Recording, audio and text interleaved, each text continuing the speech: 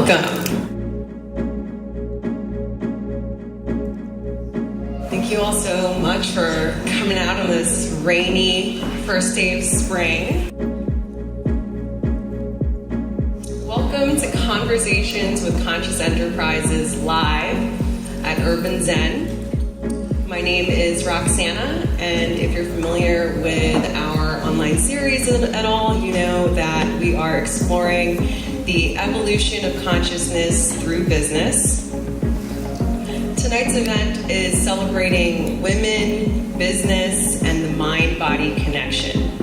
3 topics imperative to understanding how businesses can thrive. It is such a pleasure to have all of you here. So if you RSVP'd and you've checked in tonight, you have been entered into a raffle giveaway. So be sure you stick around to the end of the conversation to find out if you won. The winner will receive an autographed copy of Emily's book, Stress Less, Accomplish More, a bottle of Dr. Karuna's collagen supplements, and an online video course from Danielle, along with Deepak Chopra, called Workplace Wellbeing and the Soul of Leadership. I also just want to say thank you to Urban Zen, our partner on this event. I mean, what a spectacular space. This is,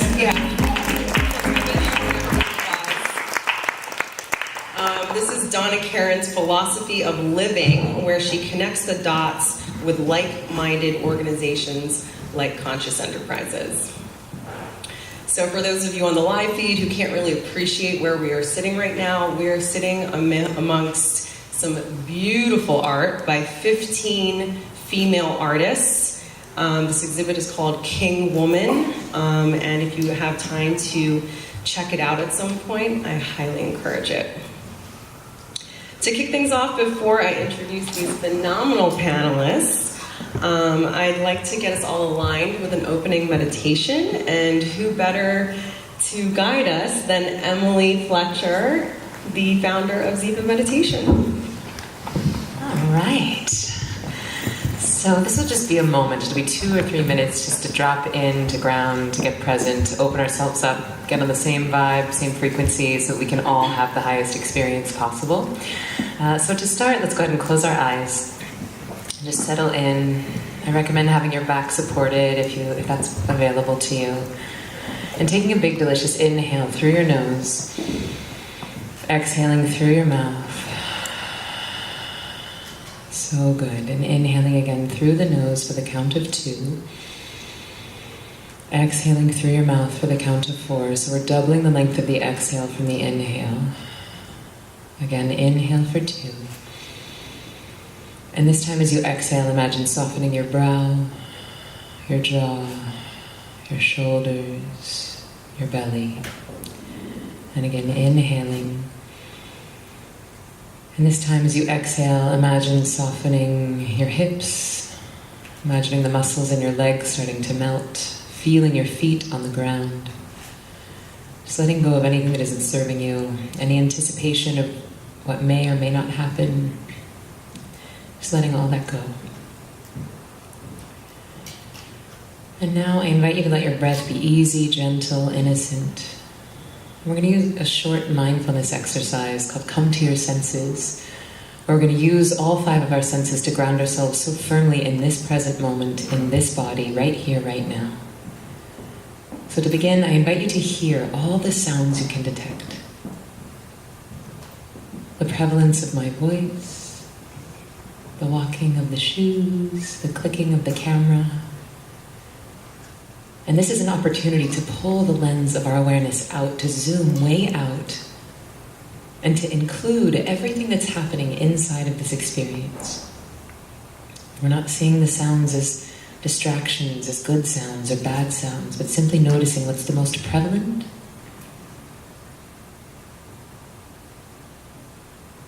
And now listening for the most subtle sound you can detect. Can you hear your own breath?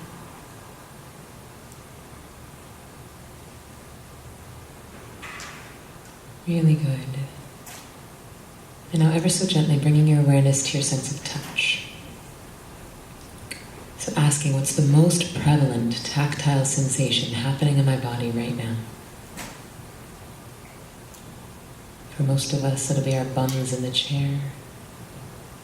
If there's a pain in your knee or your heart is racing, again, we're not judging these sensations as good or bad. We're simply noticing what's the most prevalent. And now tuning your attention to the most subtle tactile sensation. Can you feel your clothes against your skin? Can you feel the breath as it enters and exits the nostrils? Really good. And now, even with the eyes closed, I invite you to see what you're seeing. The prevalence of the blackness. The subtlety of the light streaming through your eyelids, the colors in your mind's eye.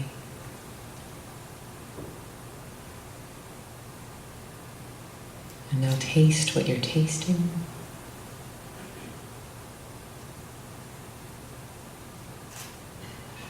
Is your mouth acidic or dry? Is it the absence of taste?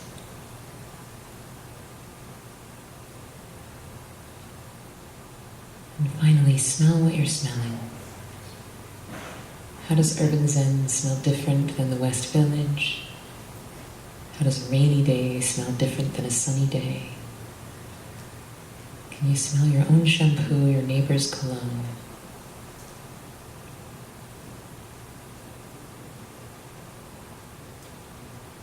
Using our five senses as a tool to ground ourselves into the right brain in the right now. So cycling through on your own, hearing, feeling, seeing, tasting and smelling. Giving yourself permission to be so deliciously human, so present in your body, reminding yourself that you cannot veer off your destiny, that you are exactly where you're meant to be, because you're going to learn something, grow in some way, or share some knowledge with someone who needs it.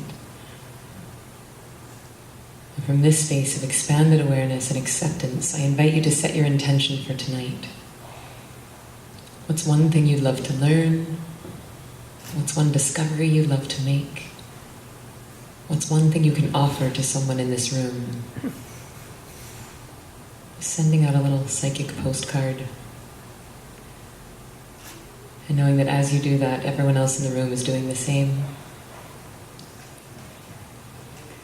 And taking a big, delicious inhale. And as you exhale, letting go of the day, letting go of anything that is not serving you, any limiting beliefs, and in your own time, whenever you're ready, we can start to bring our awareness into the body, into the room, and we can start to slowly, gently open the eyes.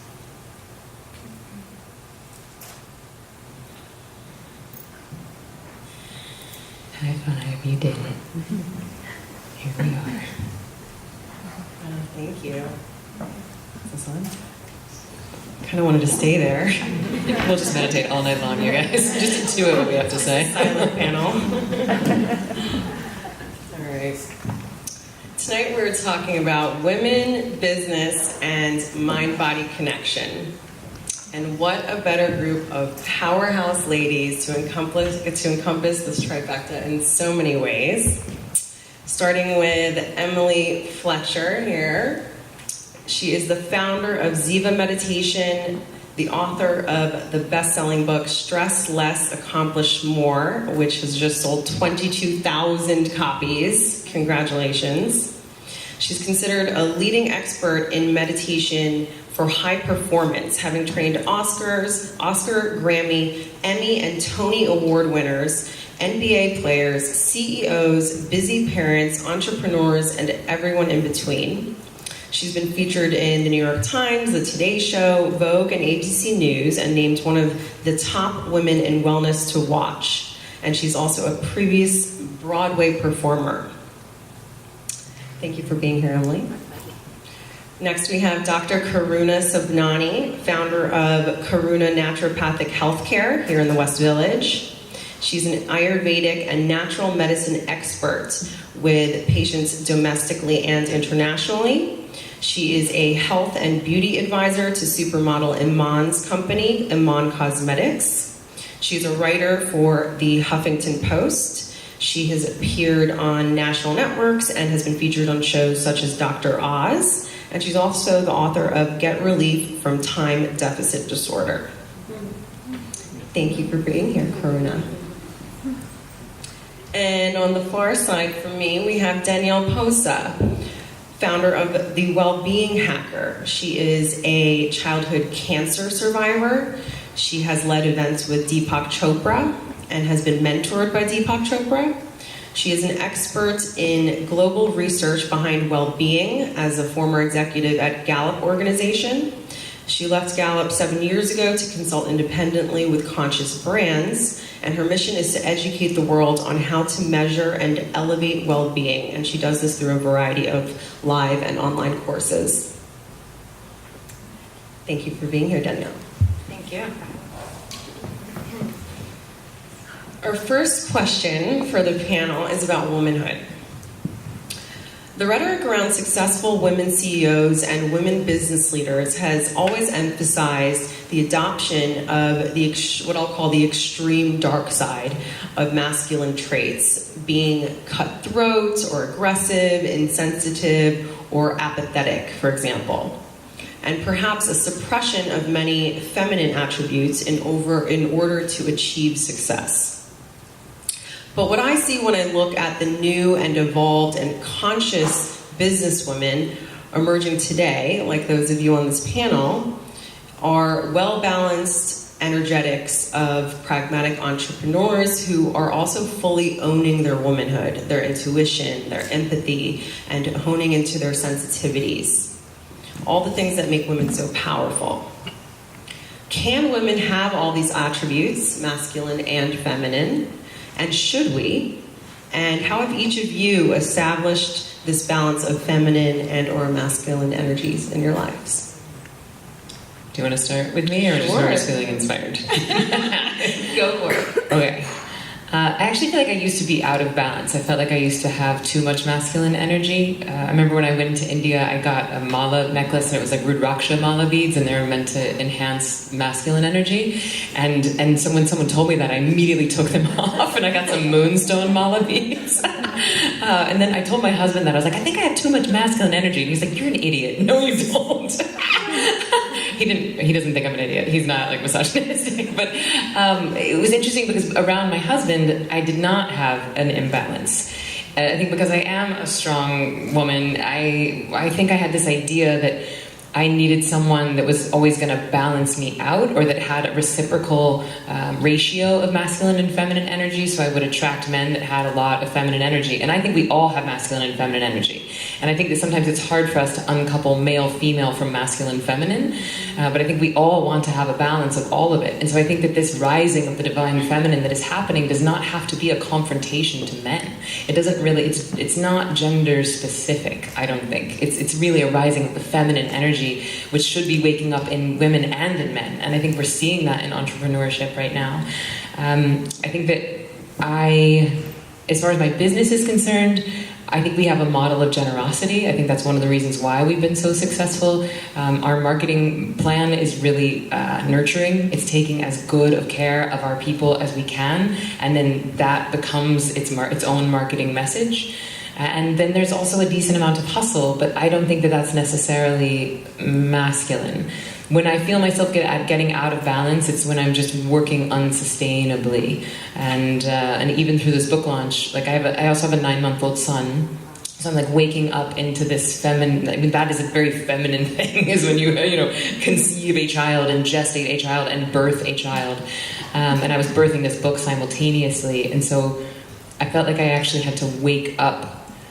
I remember going into labor, my word was ferocity. I just wanted to be ferocious. I wanted to wake up my inner ferociousness. And I feel like I've had to do that in order to to call on the amount of strength that I have access to. And I find that it's really serving me, that it's just made me cut, like I'm just relentlessly prioritizing so that I have the space to take care of myself, to take care of my son, and to take care of my students. I don't know if I answered the question, but that's what I have to say about that. That's great. Karuna, how about you? So I'll start off where Emily just left off, because I feel like we have such a dichotomy in our culture between what action is and what intuition is. And I think people mistake action and aggression. And there's a way to be active or take your business out there or market yourself and who you are without being aggressive. See, there is a male characteristic that's associated with aggression because that's testosterone related. So some of that is natural for men. I think for women, it's really important, and it's been for me, to cultivate that softness and intuition all the time, because that's our natural power. So that is what our power is. There's no actual separation between masculine and feminine power if we're being natural to who we are. Now, going back to the last part of what Emily was saying, which is really interesting, which was describing the cutting and having to cultivate that ferociousness, it really reminds me of the goddess Kali, which comes from, the tradition that I practice. And there's different faces of the goddess for a reason. Kali is more of that wrathful expression. When you need her, you call on that virtue, which is what I do. When you need more of that nourishing, mothering, kind of, just all-encompassing mama energy, you call on Lakshmi. And for me personally, in my practice, a lot of my patients call me Dr. Mommy. It's been with me for 15 years, that nickname. And I feel like when I'm with patients, I really have more of that energy. I'm hosting anything that comes up for them, whether it be, that affair their husband's having, or that hormonal breakdown they're having, or whatever it is that they can't show to the world. They're allowed to show it there, and I'm hosting them like mama, right? But when it comes to the business world, of course, we have to market ourselves, we need to put ourselves out there, but there's a way to do it where we're not fighting.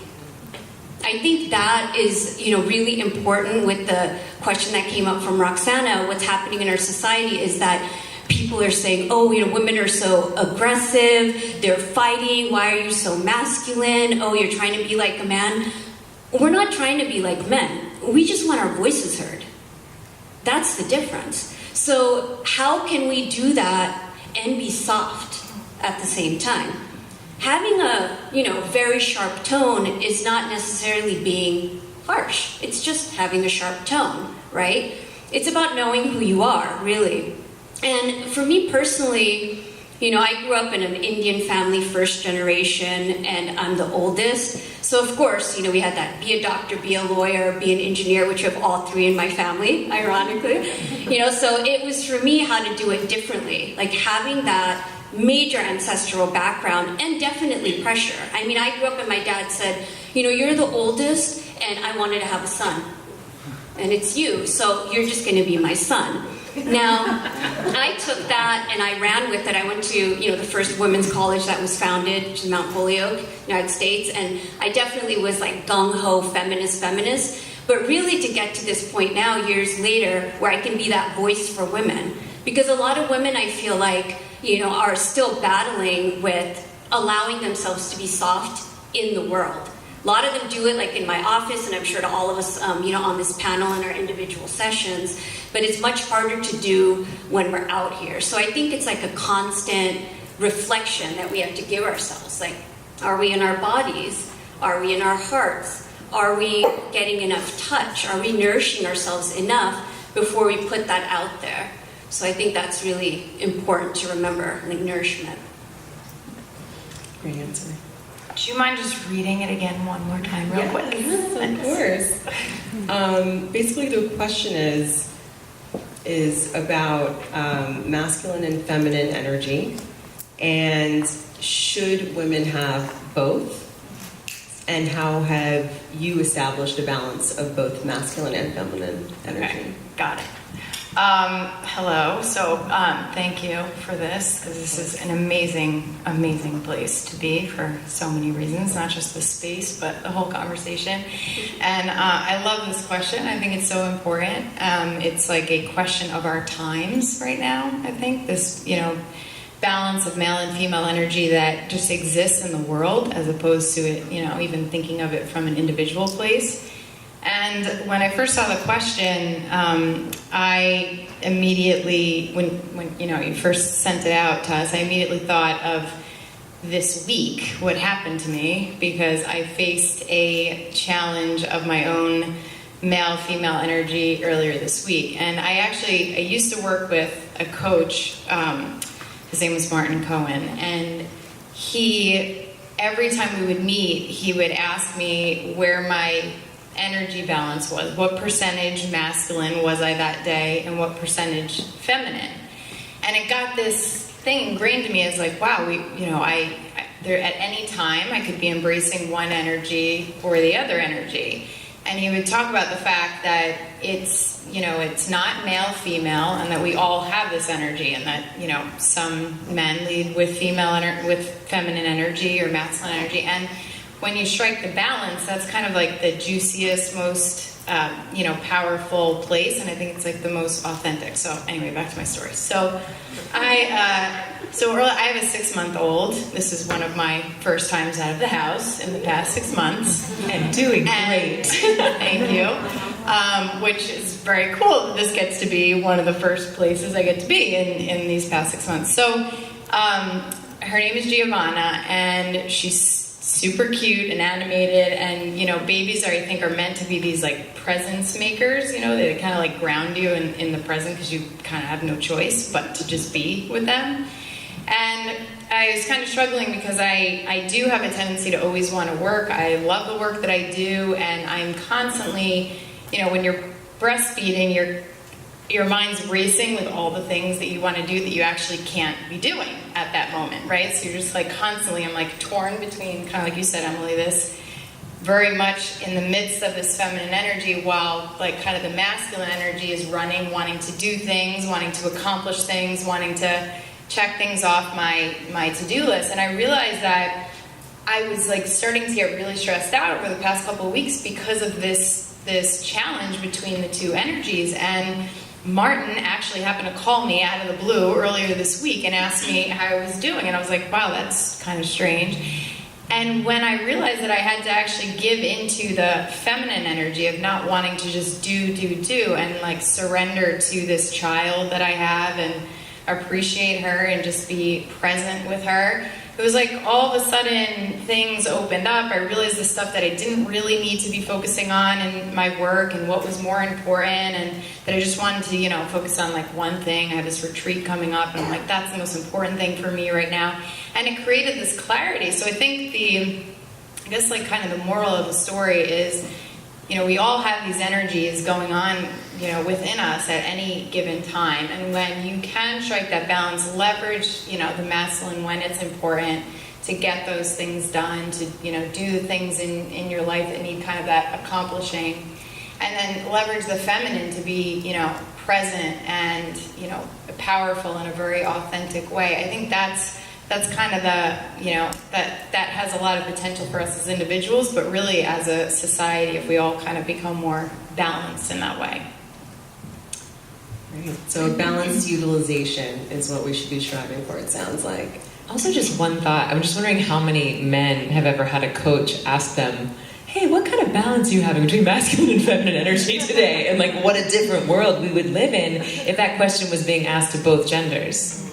Great thought, yeah. Very, very key thought. We should start asking. Let's do it. Our next question is about business and leadership.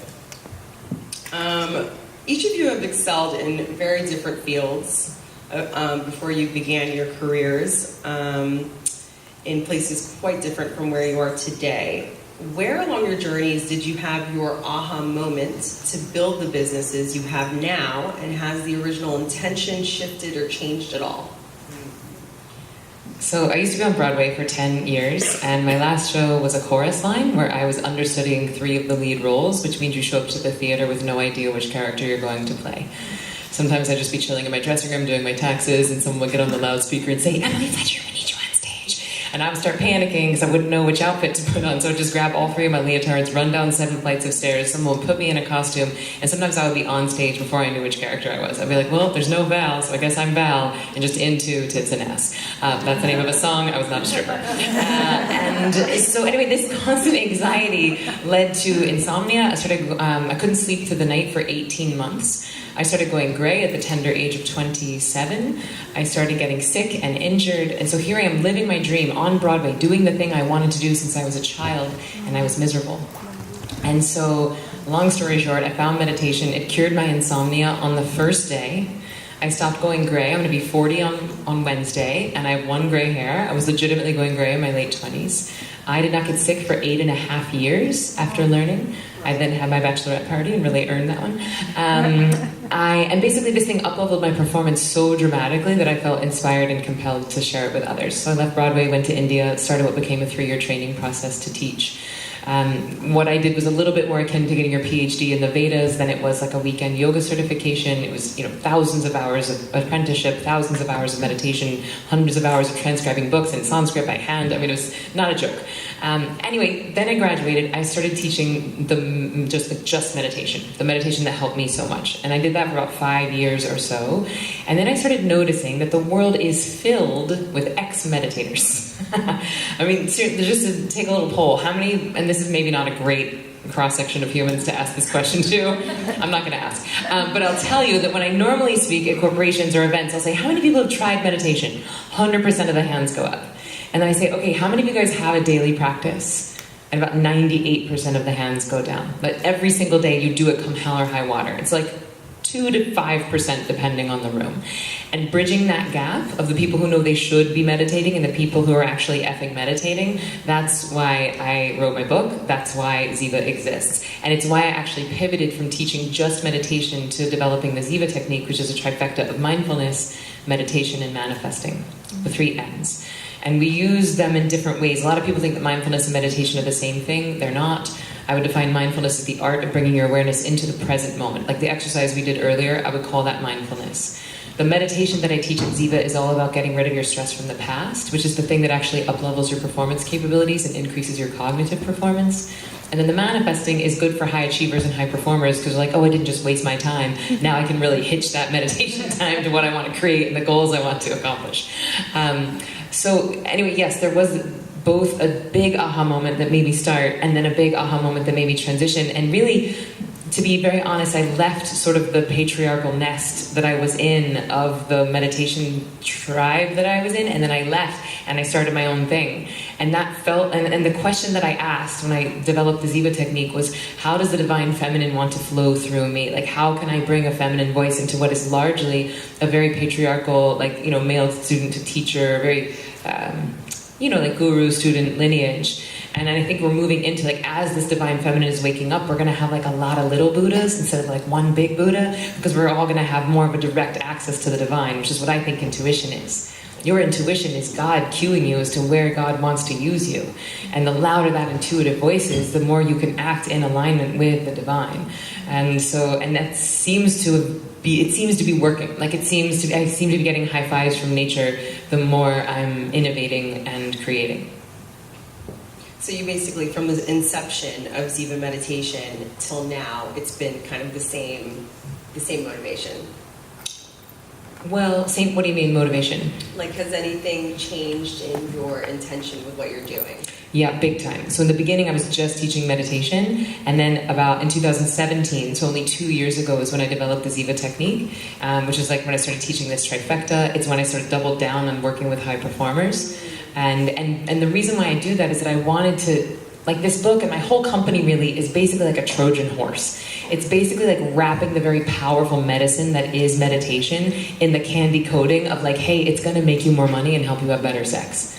Like, because that's what we're all trying to do. When people say I'm too busy to meditate, what they're really saying is I'm prioritizing things that make me money over things that make me happy. And so basically it's like, okay, well, what if there was a tool that would make you more money and help you have better sex? And oh yeah, you're going to be less of a dick. Like, why would you not do that? And so basically it's a bit of like, just get in there. let people start meditating, because I don't care why people start. Once you start, you're going to be more empathetic. Your insula, your empathy center of your brain is going to get developed. You are going to be more altruistic. You will be more generous, even if your motivation for starting was you wanted less cellulite.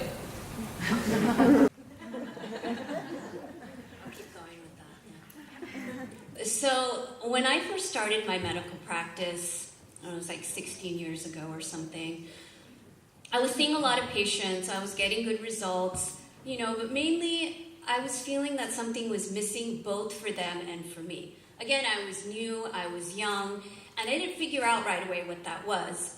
But then over time I realized what that was is that most people get sick because they have a soul hunger. Now, what happened when I started figuring that out is I myself realized I had that soul hunger. It's not something I really usually talk about in public, but I feel like, we're a vulnerable crowd here, so let's do it. And I realized even though, my practice was successful, I was living in New York at the time, something wasn't right.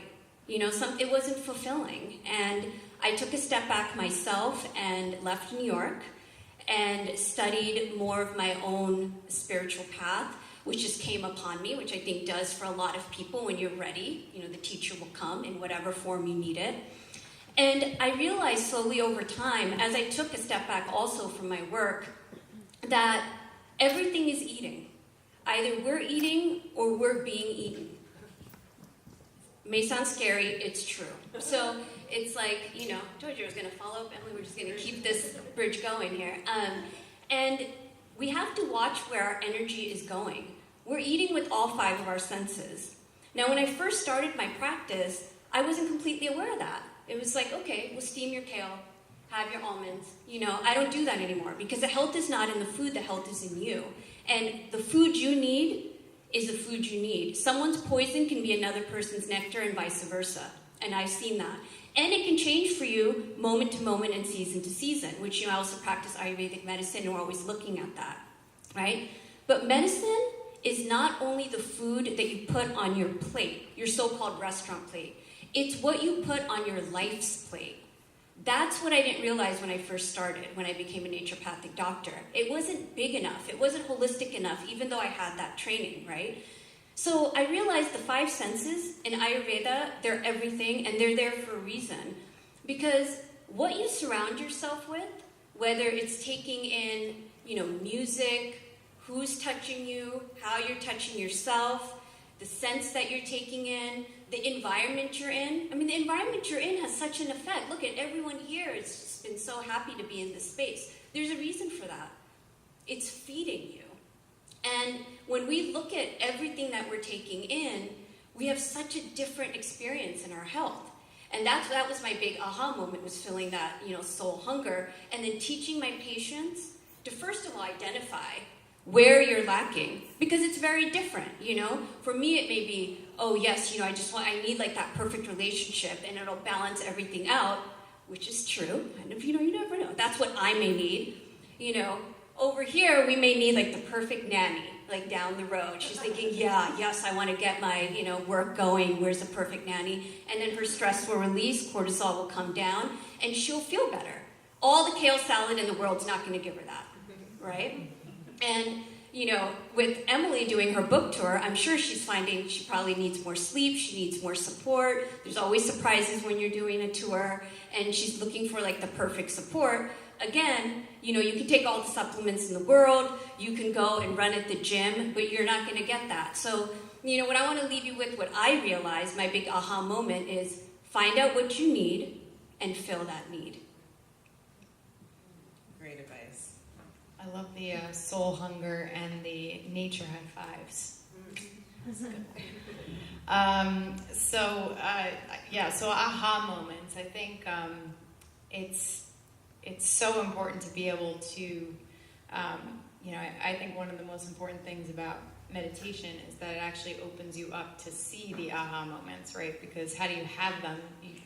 The universe could be trying to smack you in the face with them, and you don't see them if you're not, present. I think that's what meditation helps you do, is kind of like open you up so you can actually receive the aha moments when they're around to be seen. So I have a site, The Wellbeing Hacker, and really this is a brand that I just launched about 1.5 years ago, because I realized that, my whole life I've been obsessed with well-being. And when I say well-being, I don't just mean wellness. I've been obsessed with just living my best life. I don't know if I had cancer at 5, so 5 years old, I didn't really know what was happening to me, so I can't really say that's when I made the decision. I didn't even know, I really didn't know I had cancer.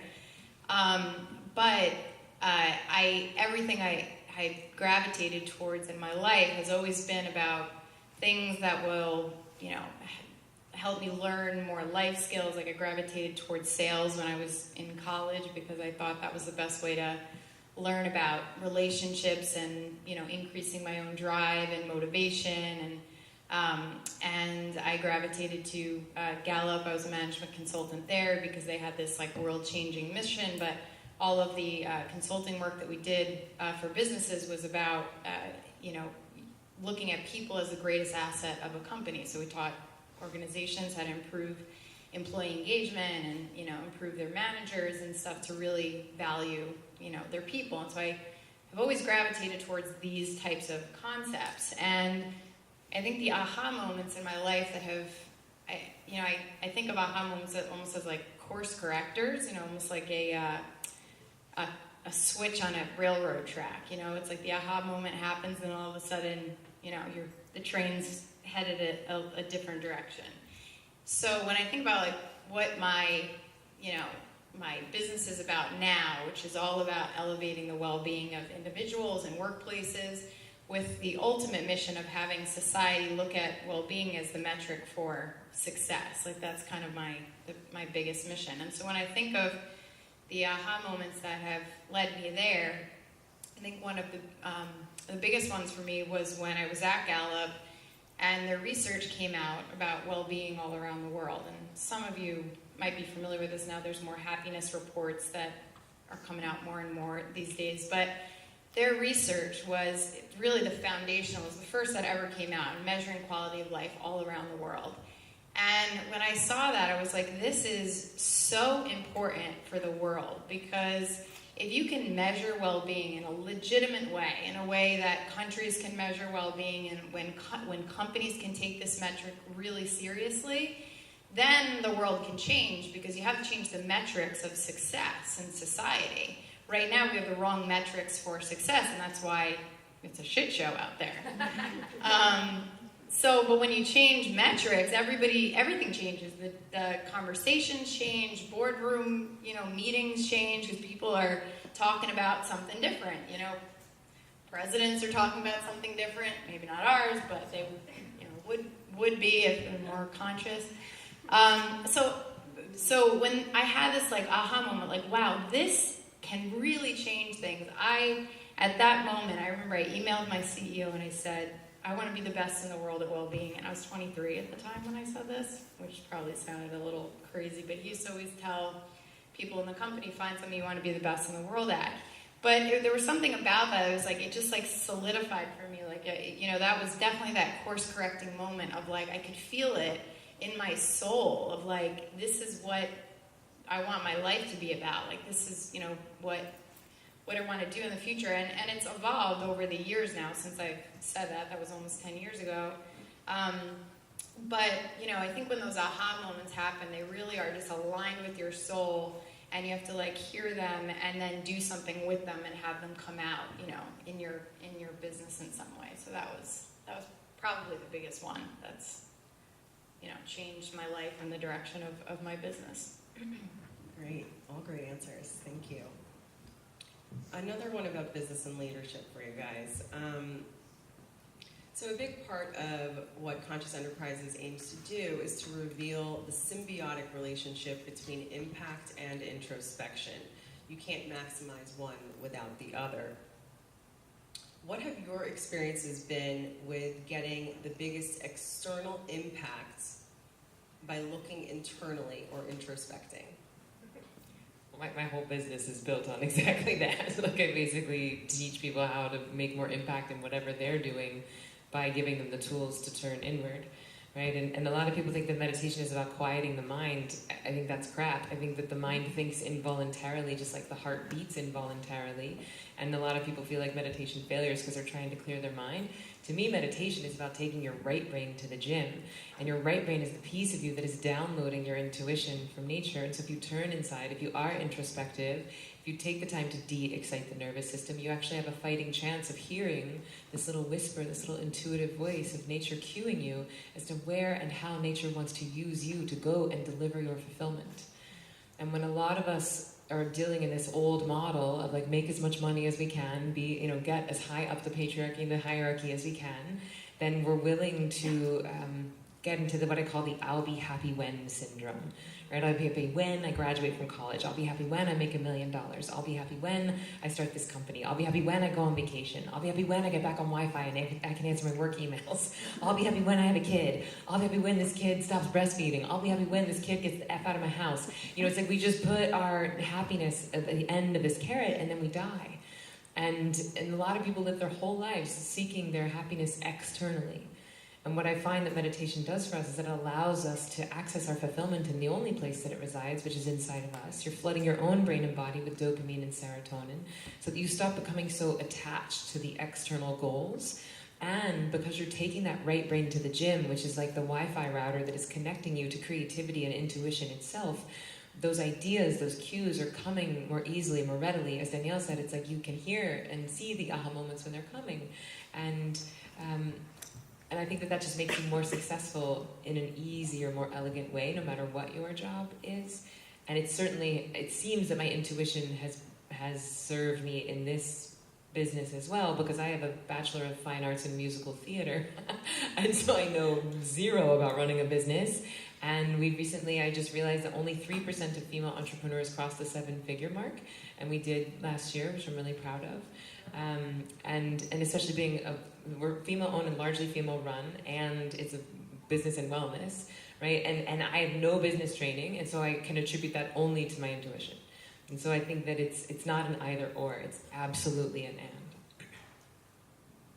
Congrats, that's a big accomplishment. Thanks.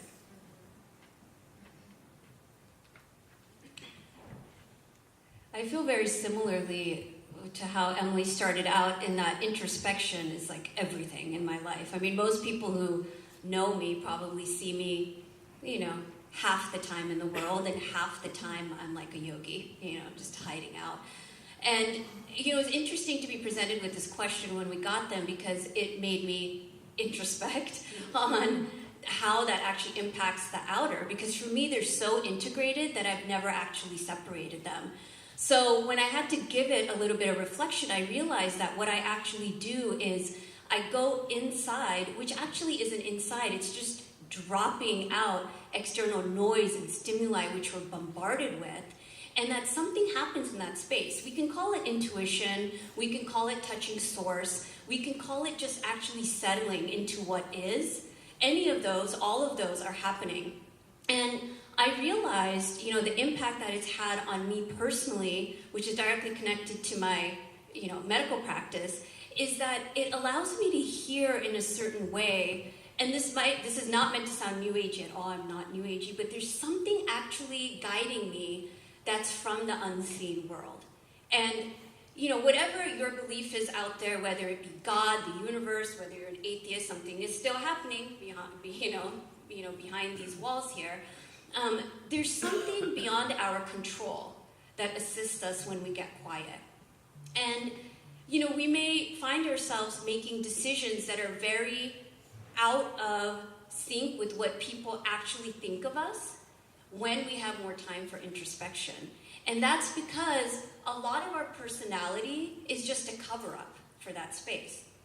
Another really important piece for introspection, how it's impact, is that when you introspect, you're accessing that part which is impermanent.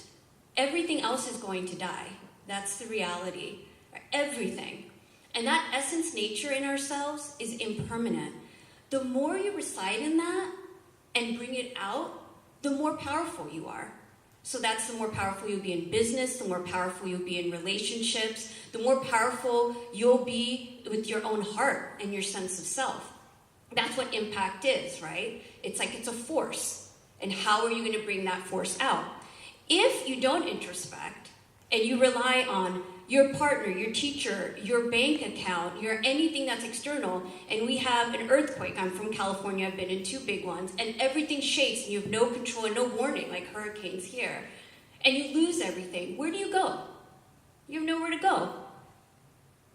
That's why people have mental breakdowns. And actually, because we have so much stimuli, and in the last few years, because of our, president, which I'm not going to say anything else, I know me personally, I had so many people come to me with a lot of trauma. It just seems like the expression of trauma has been on the rise. I don't think there's more trauma happening. I just think people are, willing to express it, which makes me happy, because the more that you express and let the things out, the less that they're going to arise in, health symptoms and then health diseases, right? But making sure that you don't get into that state where you have like a complete mental breakdown, which can happen to any of us, is being able to introspect and going into source. And that's where meditation comes in, and I know we're going to talk about it more, but keep diving back inside, because that place will always nourish you and serve you.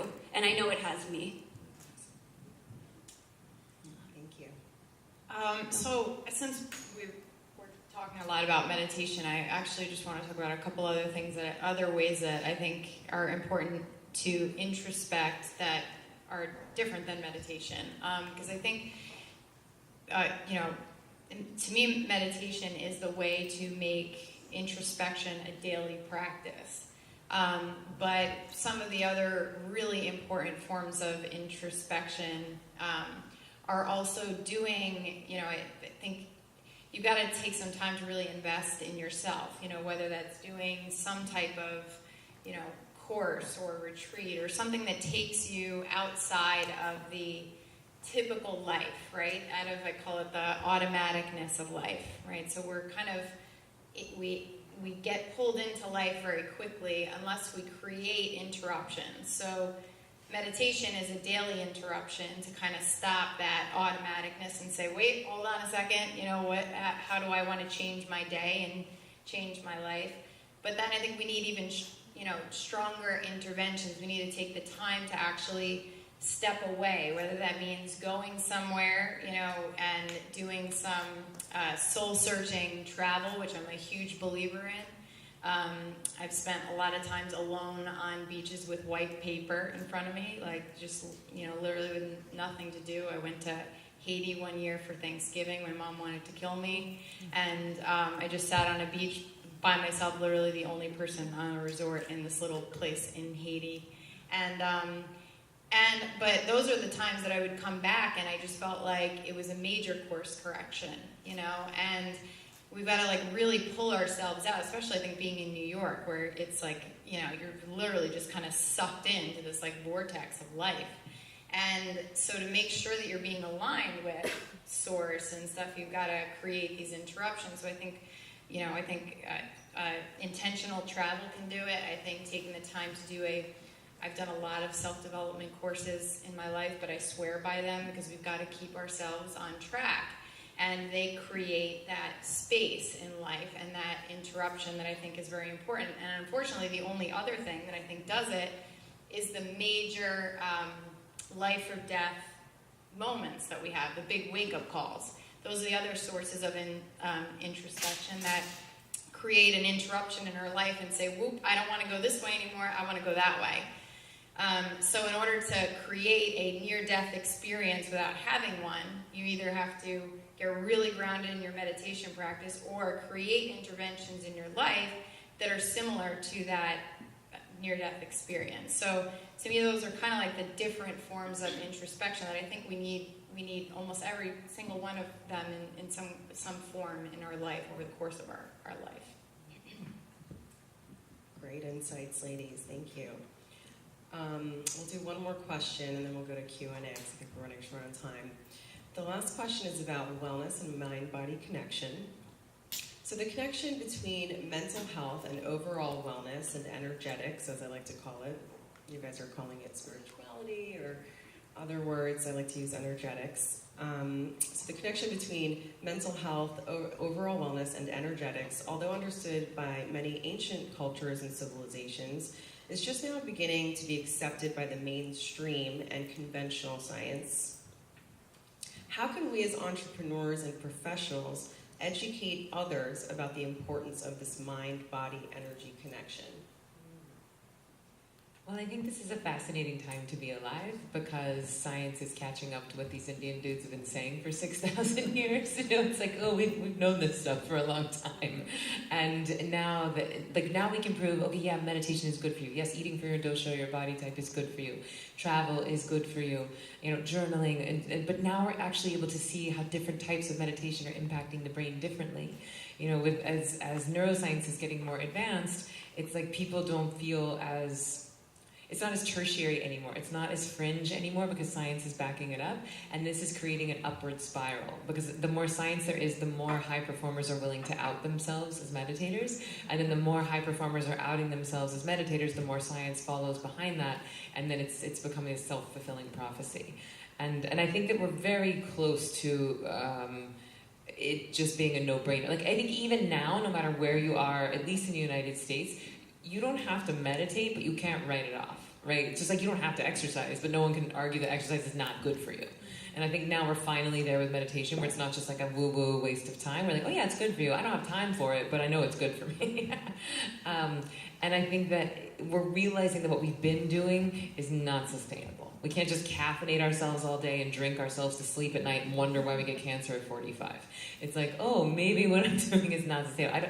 Actually, and correct me if I'm wrong on this, I've heard that 44% of American adult women are on either anti-anxiety or antidepressants.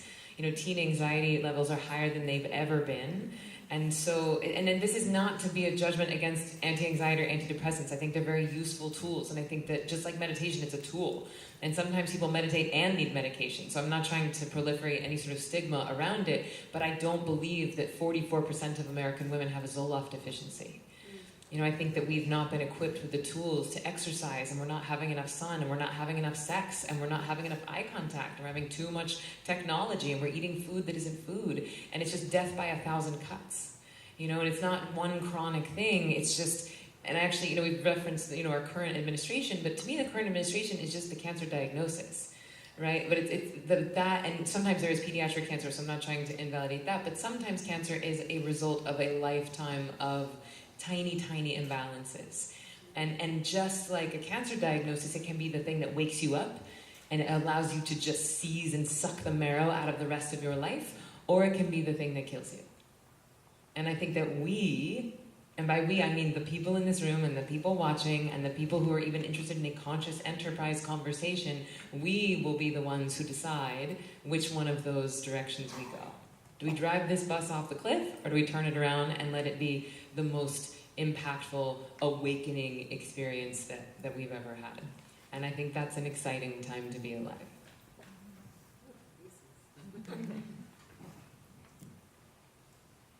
I feel like this is a very interesting time that we're in because a lot of people are seeking this information, like Emily said, but it's also a time that we're the most disconnected. So it's very, very important to know that authentic intimacy is very different than just, you know, being online, being on your phone, texting, you know, all of that, because that disconnects us even further, which is why I think people are reaching out. Because no matter how far we go with technology, and who knows, we may just all become AI, but it's not going to happen in our time, we are still going to have to go back to the basic foundation to feel healthy and feel good, which is sleep, food, and sex. Now, this is a whole other conversation we can do another time, but it doesn't just mean the obvious. It means what's nourishing you, like I talked about earlier. What touch are you getting? Healthy touch, not just sex as in the word that we all know, but throughout, like through your friends. Are you touching people? I've been very surprised that 95% of the people, not just women, men too, that have come to me when I'm testing their oxytocin, which is the pleasure hormone that you get when you're like cuddly and juicy and happy and excited, it's below normal, or breastfeeding, which we can't all just go to that route. Most people have it below average when I test it hormonally. Even the ones in great relationships. So we're not connecting.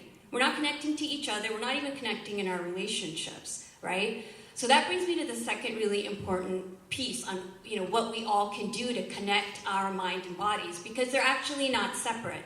So it shouldn't be that hard, because the reality is they're not separate. We're not trying to do something that's unnatural. We just need to recognize what actually is. There's an exercise I learned a long time ago, and I give it to, most of my patients that have more trouble with, connecting to their five senses, and ones that have had trauma situations. And I won't run us all through it now, but I'll just speak it out. You sit in a chair and you visualize with your whole body, senses open, eyes closed, your most pleasurable, beautiful experience that you've ever had. Sensual, you bring it on just completely, you get in your body. Every part of it. How did it taste? How did it feel? What was it? What were the sounds around you? You take a snapshot. Then you shake that off, and then you do this next one, which can be hard for people who've had a lot more trauma, so don't do, your really scary, violent, traumatic experience if you've unfortunately had that. But something that's been distasteful for you. You close your eyes. Again, you get into that experience. All five of your senses, you run through it. Right? How did it feel? How did it taste? How did you feel? And you could feel yourself contracting. You'll feel maybe you'll start sweating. You'll get angry. You take a snapshot. Now, when you go through the world and you have to engage with someone in a business relationship, or you're choosing to date someone, or you're choosing whether you should cross the street or not. In New York, we have to be careful where we are, a lot of different cities. Or if you're choosing even something as simple, which actually is not that simple for people, what you're going to put on your plate, you can go back to that snapshot. Does it feel pleasurable? Is it nourishing you? Or is it bringing you down? You have that reference point.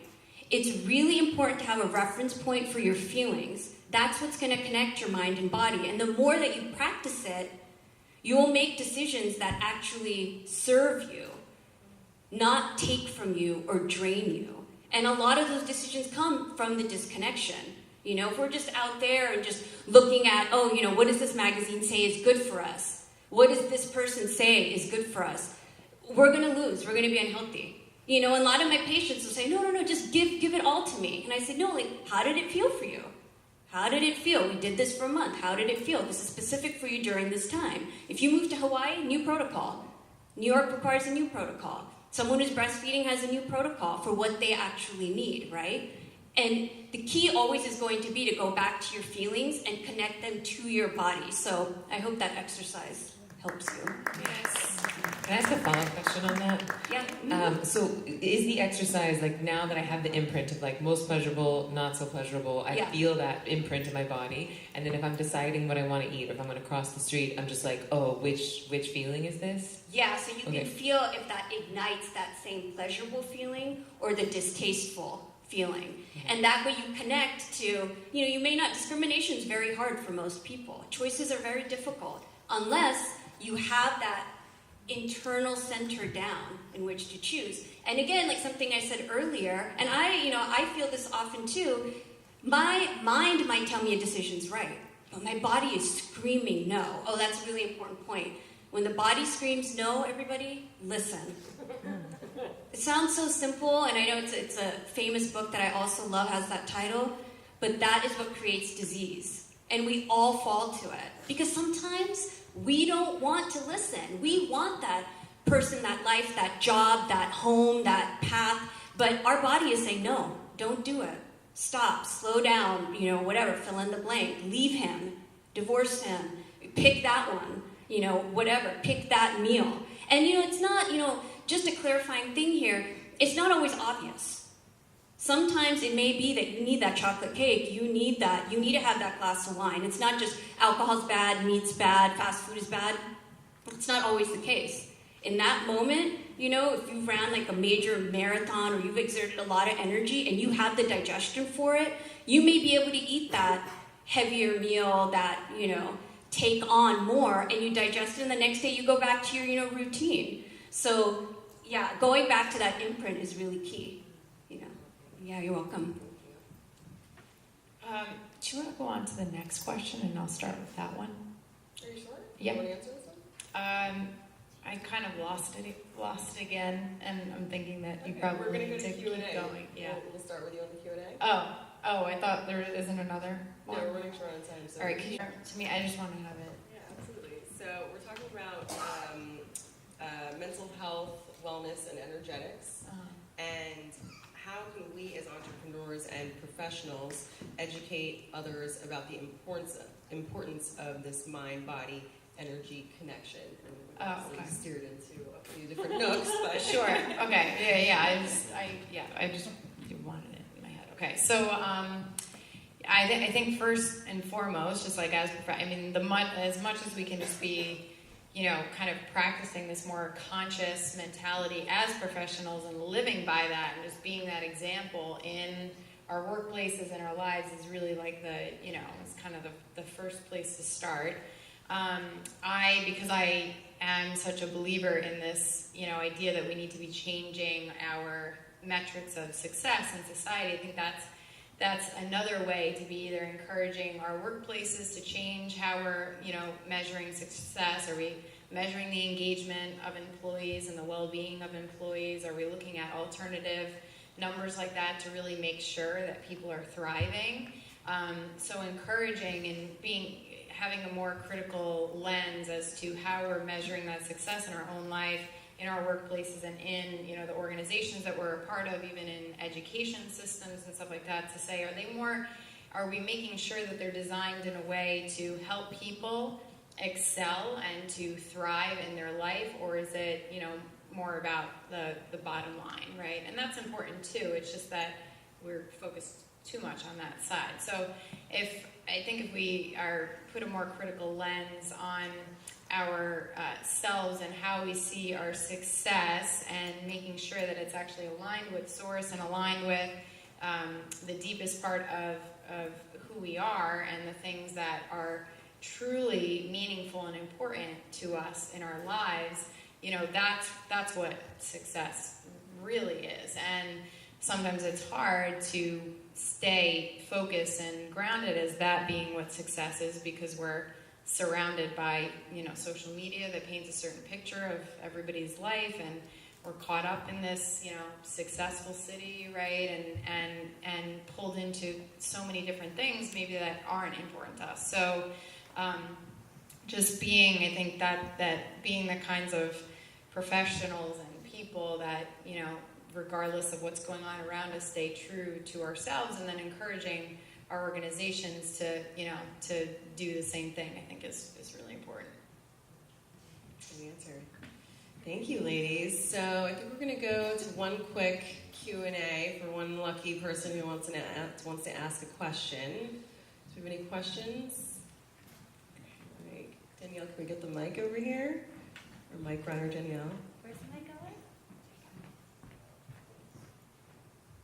I just want to say, wow, thank you. I just found you all very inspiring in terms of your energy. I felt the positivity, and it really was emanating. So I was wondering if there was, I'm assuming that you either have a daily practice that you do, or if there was some shift in your mindset that you made that really helped you to step into your power, because I feel it from each of you. So I was just wondering if there was a key thought. It might have been an affirmation, it might have been a practice that helped you to really embody the leadership that you all are bringing. Let's start with you, Danielle, for this one. Sure. Honestly, I think a huge part of it is, when I was 19, I started doing, you guys probably have heard of Landmark Education in this room. I'm sure there's some people who've done it. And when I was 19, I did a course there. And I've done so many courses there, and I've also, done this other stuff, just whether it's retreats, and I've worked with Deepak and stuff, so I've done a lot of work with him, and done the solo travel, and so I consider it a huge investment in myself. What people might spend on therapy, I feel like I spent on the front end of my life. And I feel really grateful for that, honestly. I don't know why it makes me kind of want to cry. Maybe it's mom hormones. But it's like, we have this thing about self-development. Like, we don't, like, our minds are what's making us, our minds are running the show. Like, we're in a conversation with ourselves all the time. That's the conversation that runs everything. It's a conversation with ourselves, and then whatever conversation we're having internally is what ends up happening externally. And so if we don't invest enough time in, managing the fundamental aspects of who we are and really invest in ourselves, in our own minds, it's like we're not building a foundation to stand on. So then I think we end up, going through life and pulled into things that we don't really want to be doing. And then all of a sudden, that near-death experience happens, and we're like, oh, crap, I should have done something about this a long time ago. Or we're in therapy for a really long time before me. And so I don't think I was like born with anything. But I invested a lot of time, money, and energy into all of that stuff, I think, at a fairly young age, which has just helped me tremendously. And then I have had coaches and people in my life that, have just been a huge part of, it's not a matter of being confident or, powerful or anything like that. So it's more about just feeling more connected with like who I am and what I want in my life. And I think that's what it really, that's really what it comes down to. Thank you. For me, the key thing is that I always give space to silence. It's what nourishes me the most. I have a very in-depth meditation practice, and it changes because, I have a very specific spiritual teacher. But that's not the actual point. The point is when I wake up in the morning, the phone does not go on. I have a ritual. I practice yoga every morning. I meditate every morning. And, no matter how long or short it is, that's my time. And I feel fortunate that, I've created a business model, and I have to because I'm giving, I'm a caregiver, that I'm able to tap into that. So I think just having a structure that's for you. Whatever happens in that, that's up to you, And I love travel excursions. I love retreats. I love pulling out of the city. I've been spending a lot of time in California. Some people here know, because that's what my inner voice told me to do. Everything in life is like contraction and expansion. So when you need to contract, give it to yourself, or you'll get sick. That's the thing, right? There was a second part to that question that you asked. What was the second part? A mindset or a belief that helped you shift as well. Thank you. Yeah, that was it. So the second part is it's about choice. And I definitely have wavered here and there where, a lot of people that I know will be taking, different types of vacations or outings or are able to go to more events. But when I spend 1.5 hours to 2 hours a day, and I'm an entrepreneur, when I'm spending 2 hours of that on yoga and silence, I don't get to do all of the outer stuff.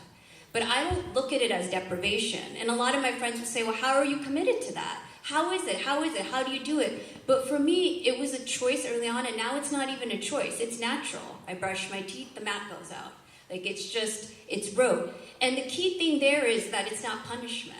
It's actually feeding something in me, and it's getting something from source, and it becomes a natural thing because that's giving to me more than those other things would. But it's not about excluding those other things either, right? Sometimes you need that. You just know when you need people, when you need to go out. And I think that's a key thing. One other thing that I think we haven't really mentioned tonight, which is important, is a lot of people don't even know what meditation is. And I have a lot of friends who come to me and patients who get scared, and they say, we can't meditate. And that's because I think people have an idea about what it is. You have to sit on a mountain, or you have to sit for an hour in quiet. It's not that. You couldn't do that because that's like being a trained athlete. Just give yourself time for you in silence, even if it's 5 minutes. And I call it bookends. Like, start your morning off, start your night off for you, even if it's 1 minute, and watch what happens slowly. You'll start relishing in that time, and it'll slowly grow, and then you'll find what's the best meditation practice for you over time. Yeah, I mean, my answer is not surprisingly meditation. But I will add to that also Ayurveda, also doing, I haven't done Landmark, but my life coach was trained in that. And so it's to me, it's like a software, hardware. To me, the meditation is the hardware upgrade. It's the thing that's defragging your brain computer so that you can run whatever software you have. So I think if you're a Christian, it's going to make you a better Christian. If you're Jewish, it's going to make you a better Jew. A lot of people are afraid that meditation is going to be in conflict with their religion, but no, it's just allowing you to act in accordance with whatever philosophy you believe in. I think that, as we said earlier, the mind and body are the same thing. So if your gut is off, your mind is going to be off. If your mind is off, your gut is going to be off. And I think just recently we discovered that the gut is sending 12 times more signals to the brain than the brain is to the gut, which is like, well, you could be doing all the self-help in the world, but if this thing is off, it's going to be harder to have a positive outlook. So I think it's really looking at the whole picture. Another thing we've not really mentioned tonight is exercise. My postpartum was brutal. It was just took me right to my knees. And I was like, I've been meditating for 11 years. I've been studying wellness and done all the self-help in the land. Why is this so hard? And I think it's another panel for another day. But when I finally could move my body again, the exercise really just took me to a new level. So yes, and I obviously have some thoughts about meditation. I think that it is a skill, and I think that to expect yourself to know how to magically do it without any training is just not the easiest way, because then what happens is people sit down and are like, okay, brain, stop thinking. Sure would like a snack. Snacks are delicious. I suck at meditation, I quit. And that's the beginning and the end of most people's meditation careers. So I'm a meditation teacher, so I'm biased, but I do think that it's just faster to have someone guiding you on that journey. Thank you. So I think that's our time. We're going to announce the raffle winner when Danielle gets me the name in just a moment. And in the meantime, ladies, where can everyone find your work? Your websites, anything like that you want to share? So I'm at Ziva, so Ziva, meditation.com. That's where our online course, our live course. We have a studio in Soho. It's really beautiful. We do a live course about once a month. We also have an online training, but everything you can find at zivameditation.com. And then the book we have right back there, and I actually teach a technique in the book. And the book is called Stress Less, Accomplish More. If you wanted to get it on Amazon, if you don't want to lug it home on your bug. And I'll sign them all. We only have like 15 or something, but I'll sign them if you guys want. I don't know if that matters to anyone. You can find me at Karuna, Naturopathic.com. And I know that's a mouthful, so it's KarunaNaturopathic.com. And I do one-on-one sessions. I'll also be offering a very unique beauty detox that will be coming up, and it will involve not only taking out all the poisonous foods, but learning about what actually is toxic to you, decluttering your home, decluttering toxic people from your life, which I had an article that went viral on Huffington Post on that. I guess a lot of people need to know about that. And how to bring in what's replenishing, so stay tuned for that. I also have a product that's called Dr. Karuna's Collagen Generator, that it's not just collagen, it actually helps to generate your own collagen, which helps to bring back hair growth, bring lustrous hair, glowing skin, helps with wrinkles and bone strength, and we have a limited supply back there if anybody is interested. I'm interested. My family makes fun of me because I always raise my eyebrows when I talk, so I'm getting these lines that are just permanently there because my eyebrows are always raised. So my website is wellbeinghacker.com, and you can actually subscribe directly if you text WBH to 444999, and that'll kind of You should say that again. Thank you. So you text WBH to the number 444999, and that automatically subscribes you to my stuff. 3 4s, 3 9s. 3 4s, 3 9s, right, WBH, you just text that. Thank you, Emily. Wellbeinghacker.com, and then I have a retreat in Costa Rica called the Ikigai Retreat in August 31st through September 7th, so check that out as well. That sounds fun. Put that in my calendar. All right, so our raffle winner is must be present here, FYI, to win. The winner is going to receive an autographed copy of Emily's book, some collagen supplements, and a online course. And the winner is Catherine Nguyen. Aha! You win! You can redeem afterwards. All right, great. Thank you all so much for being here, and thanks to everyone on the live stream. Thank you to Urban Zen and the whole team, and for all the staff for helping. Thank you for organizing